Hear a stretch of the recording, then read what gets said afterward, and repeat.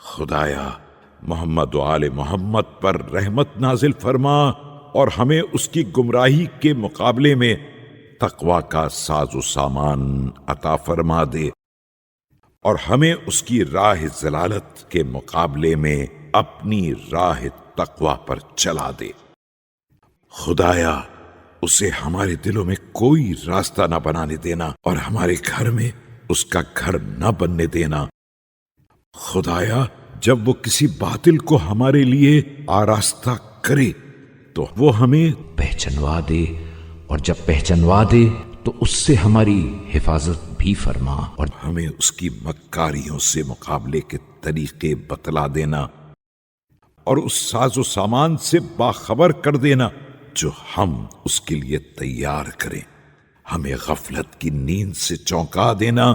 کہ ہم اس کی طرف مائل نہ ہو جائیں، اور اپنی بہترین توفیق سے ہماری بہترین امداد فرمانا۔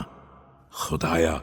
ہمارے دلوں میں اس بات کو گھول کر پلا دے کہ ہم اس کے اعمال کو ناپسند کریں،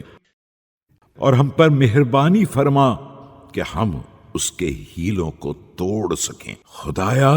محمد و آل محمد پر رحمت نازل فرما اور اس کے اختیارات کو ہماری طرف موڑ دے، اس کی امید کو ہم سے قطع کر دے اور ہماری گمراہی کی آرزوؤں سے اسے دور کر دے۔ خدایا محمد و آل محمد پر رحمت نازل فرما اور ہمارے ماں اور باپ، ہماری اولاد اور اہل، ہمارے رشتہ دار و قرابت دار اور صاحب ایمان مرد و عورت، ہمسایہ، سب کو اس کی طرف سے بہترین مستحکم حفاظت میں رکھنا اور محفوظ قلعے اور روک تھام کرنے والی پناہ گاہ میں رکھنا۔